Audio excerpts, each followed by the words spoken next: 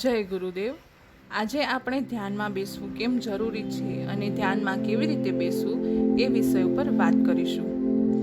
જ્યારે આપણે મનુષ્ય શરીર ધારણ કરીને પૃથ્વી ઉપર જન્મ લીધો ત્યારે આપણે આપણા પરમપિતા પરમાત્માને કોલ કરાર આપીને આવ્યા હતા કે અમે મૃત્યુલોકમાં જઈને તમને વિસરશું નહીં, તમારા સાથે સંપર્ક તોડશું નહીં. પણ એ સમયે આપણે આપણા પિતાથી પરમાત્માથી દૂર થવા ઈચ્છતા ન હતા. ત્યારે પરમાત્માએ સમજાવ્યું કે તું ચિંતા ન કર, તને હું મારા સાથે સંપર્ક કરવા માટેના માર્ગ બતાવીશ, જેનાથી તું મારી નજીક રહી શકીશ. પણ તને યાદ રાખવું પડશે કે તારા જીવ ઉપર સંસારના કોઈ પણ આવરણો ચડે નહીં. આવરણો જેવા કે કામ, ક્રોધ, મોહ, માયા, ઈર્ષા, અદેખાઈ, અહમ, અહંકાર, આ બધાથી તું દૂર રહીશ તો મારી સાથે સંપર્ક સાધી શકીશ. આપણે આપણા જીવનમાં જોઈએ છીએ કે જ્યારે એક યુવાન કમાવા માટે વિદેશ જાય છે, પોતાના પરિવારજનોથી, સ્વજનોથી દૂર જાય છે, ત્યારે તેને ગમતું નથી જવાનું. પણ એ એના ભવિષ્ય માટે, એના પરિવારના ભવિષ્ય માટે અને કમાવવા માટે પરાણે મનને મનાવીને જાય છે. અને સાથે માતા પિતાનું, પરિવારજનોનું સ્મૃતિ ચિહ્ન પણ લઈ જાય છે અને કહીને જાય છે કે હું ત્યાં જઈને તમને ફોન કરતો રહીશ અને ઘરે પૈસા મૂકતો રહીશ. પછી એ યુવાન ત્યાં જઈને વિદેશી દુનિયામાં ત્યાંના સુખ ભોગવવામાં એટલો ખોવાઈ જાય છે, એટલો વ્યસ્ત થઈ જાય છે કે ઘરે ફોન કરવાનું ભૂલી જાય છે અને પૈસા મોકલવાનું પણ ભૂલી જાય છે. પણ પછી જ્યારે ઘરે પાછું આવવાનો સમય થાય છે ત્યારે તેને બીક લાગે છે કે મેં અત્યાર સુધી ઘરના સાથે વાત નથી કરી, કોઈ સંપર્ક નથી રાખ્યો અને પૈસા પણ નથી મૂક્યા. તો હવે હું ઘરે પાછો જઈને બધાને શું જવાબ આપીશ, બધાને કેવી રીતે મારું મોઢું બતાવીશ. એવી જ રીતે આપણે પણ આપણા પરમાત્મા, આપણા પરમપિતા પરમાત્મા સાથેથી દૂર થઈને મૃત્યુલોકમાં મનુષ્ય દેહ ધારણ કરીને આવ્યા છીએ, કંઈક શીખવા માટે, ભગવાનનું કંઈક સારું કામ કરવા માટે અને આપણા સારા માટે. અને આપણી મનુષ્ય તરીકેની ફરજ શું છે કે આપણે પરમાત્માને જે કોલ કરાર આપ્યા હતા એને પૂરા કરવા, પણ આપણે એ ભૂલી જઈએ છીએ. પરમાત્માને મેળવવા માટે આપણને સૌપ્રથમ ભગવાનને મેળવવા જરૂરી છે. આપણે પરમાત્મા સુધી ભગવાન થકી જ પહોંચી શકીશું અને ભગવાનને મેળવવા માટે આત્મ સાક્ષાત્કાર થવો ખૂબ જ જરૂરી છે. અને આત્મ સાક્ષાત્કાર ધ્યાનમાં બેસવાથી જ થશે. તો હવે આપણે ધ્યાનમાં કેવી રીતે બેસવું એના વિશે જાણીએ. સૌ પ્રથમ એક પવિત્ર આસન લઈને આસન ઉપર પલાઠી વાળીને કે પછી પદ્માસનમાં બેસી જવું. પદ્માસનમાં બેસવાનું ના ફાવતું હોય તો સાદી રીતે પલાઠી વાળીને પણ બેસી શકીએ. હાથ જોડીને આપણા ઈષ્ટદેવને આપણે પ્રાર્થના કરીશું કે હે ઇન્દ્ર હિમાંસા મહારાજ, તમે મારા ઈષ્ટદેવ છો, તમે મારા પિતા છો અને હું તમારો બાળક છું. પણ હું મારા સાંસારિક જીવનમાં એટલો વ્યસ્ત થઈ ગયો હતો કે તમને યાદ કરવાનું ભૂલી ગયો હતો. અને જ્યારે હું પૂજામાં જતો કે તમારી સેવામાં જતો કે પછી મારા જીવનમાં કોઈ દુઃખ આવતું ત્યારે જ મને તમે યાદ આવતા. પણ પછી જ્યારે મને સુખ મળે છે, સંસારના લોકોનો પ્રેમ મળે છે, ત્યારે ફરી હું તમને અને તમારા પ્રેમને ભૂલી જાઉં છું. તો હે પ્રભુ, મેં મારા આખા જીવનમાં અત્યાર સુધી જે કોઈ જાણે અનજાણે કોઈ પાપ કે ગુનાહ કર્યા હોય, મેં કોઈને સાચું ખોટું કહીને કોઈનું દિલ દુભાવ્યું હોય, તો તેના માટે હું મારા સાચા હૃદયથી માફી માંગુ છું. અને હવે હું મારાથી કોઈનું દિલ ના દુભાવાય કોઈ ગુનો ન થાય એનું પૂરું ધ્યાન રાખીશ. હવે હું સંકલ્પ કરું છું કે હવે મારા જીવનની કોઈ પણ ક્ષણ તમને યાદ કર્યા વગર નહીં વિતાવું. હું તમને હર એક પલ યાદ કરતો રહીશ. તમારું સ્મરણ ચાલુ રાખીશ. હું મારા સંસારની દરેક ફરજ નિભાવતા પણ તમારું રટણ સતત ચાલુ રાખીશ.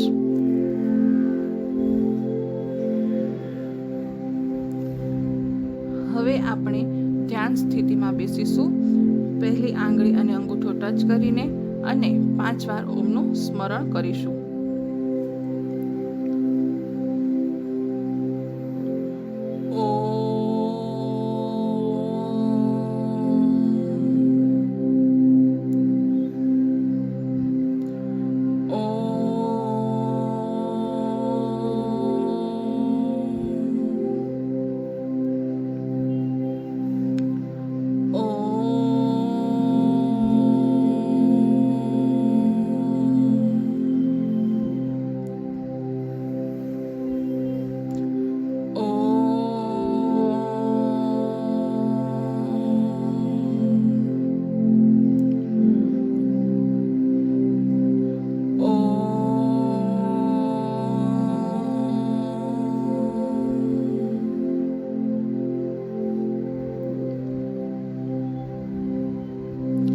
હવે આપણો જે ધ્યાન મંત્ર હોય એને શ્વાસોચ્છ્વાસમાં બોલવાનું શરૂ કરી દઈશું.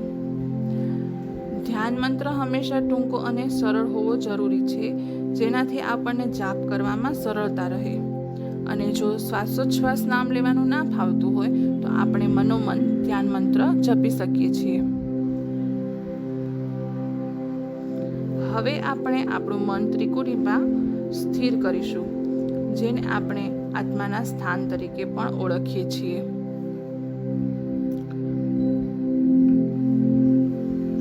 હવે આપણે આપણા ઈષ્ટદેવની કે આપણા પ્રભુની છબીને નજર સામે રાખીશું અને કલ્પના કરીશું કે એ સ્વયં આપણી સમક્ષ ઊભા છે અને આપણે એમના દર્શન કરી રહ્યા છીએ.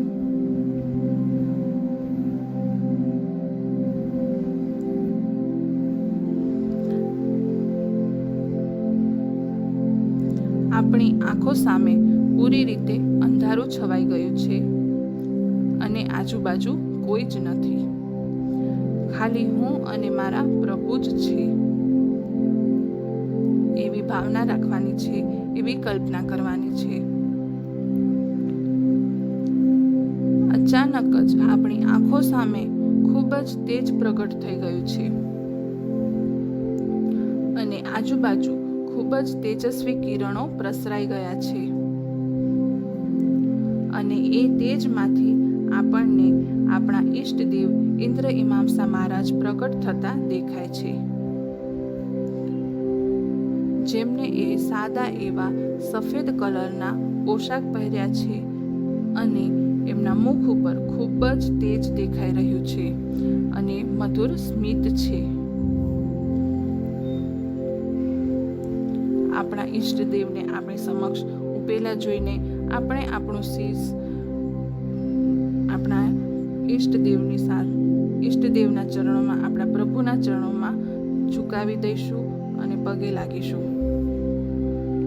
અને હવે આપણું હૃદય રુદન કરીને પ્રભુને પ્રાર્થના કરે છે, પ્રભુની માફી માંગે છે અને પછતાવો કરે છે કે હે પ્રભુ, મેં મારા જીવનમાં આટલા દિવસો તમને યાદ કર્યા વગર ગુમાવી દીધા છે, પણ હવે મને મારી ભૂલ સમજાઈ ગઈ છે અને હવે હું મારા જીવનની એક પણ પલ એવી નહીં જવા દઉં કે જેમાં તમારા નામનું સ્મરણ ન હોય.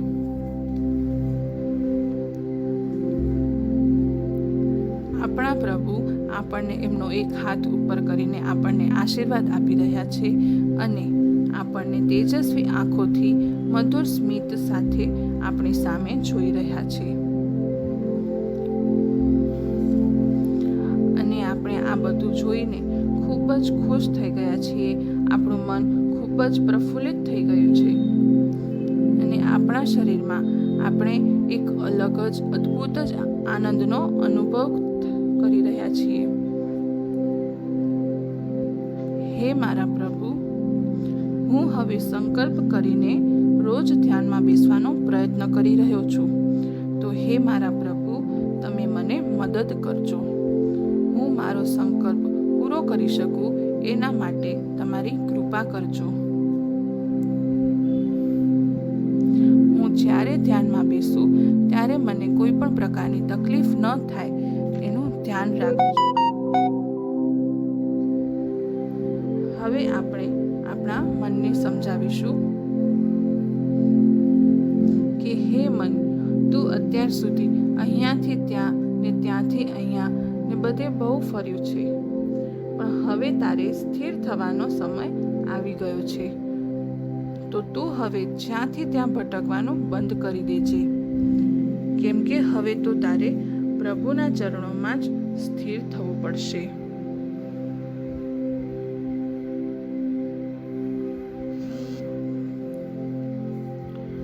મારા શરીરમાં કોઈ તકલીફ થતી હશે, મને શરીરમાં કોઈ દુખાવો હશે કે કોઈ બીમારી હશે, તો પણ એ કાંઈ જ મને હવે મારા પ્રભુને મેળવવાથી રોકી શકશે નહીં. મેં એટલો દ્રઢ નિશ્ચય લીધો છે કે હું કોઈ પણ પરિસ્થિતિ હોય તમારું સ્મરણ છોડીશ નહીં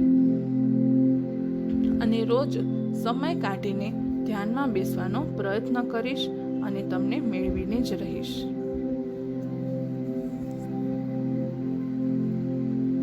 આપણે આપણા ધ્યાન મંત્રનો જાપ અંદર સતત ચાલુ રાખવાનો છે અને સાથે સાથે પ્રાર્થના પણ કરતું જવાનું છે. હું અત્યાર સુધી અજાણ થઈને એક અંધારાથી ભર્યા જીવનમાં જીવતો હતો, જેનાથી મારામાં ઘણાય અવગુણો આવી ગયા છે. મારા જીવ પર ઘણાય આવરણો ચડી ગયા છે, જેમ કે કામ, ક્રોધ, મોહ, માયા, ઈર્ષા, અદેખાઈ, અહંકાર. પણ હવે હું એ બધા અવગુણોને હું મારી જાતે, મારી અંદર જે આવેલા છે અવગુણો, એ ઓળખવાનો પ્રયત્ન કરીશ અને એ અવગુણોને દૂર કરીને જ રહીશ. જીવ ઉપર ચડેલા બધા જ સાંસારિક આવરણોને હું ઉતારીને જ રહીશ. તો હે પ્રભુ, મારો આ પ્રયત્ન સફળ થાય એના માટે મને સહાય થજો અને આ પ્રયત્નથી હું આગળ વધીને જલ્દી જ મારા જીવને આત્મા બનાવીને તમારા ચરણોમાં સ્થાન મેળવી શકું એવી કૃપા કરજો.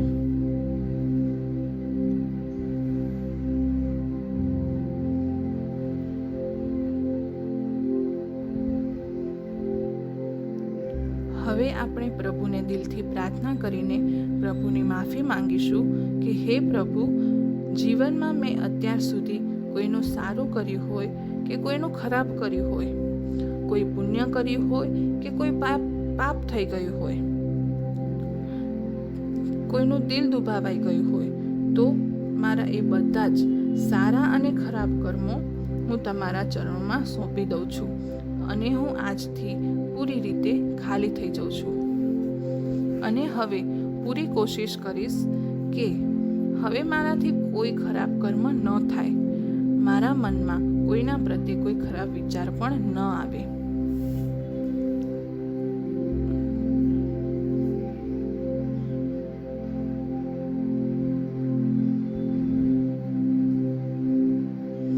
હવે તમને જ્યાં સુધી ધ્યાનમાં બેસવાનું ભાવે ત્યાં સુધી બેસવાનું છે અને આગળ કન્ટિન્યુ કરવાનું છે અને ધ્યાન મંત્રના જાપનું સ્મરણ ચાલુ રાખવાનું છે અને સાથે સાથે પ્રભુને પ્રાર્થના પણ કરતી રહેવાની છે.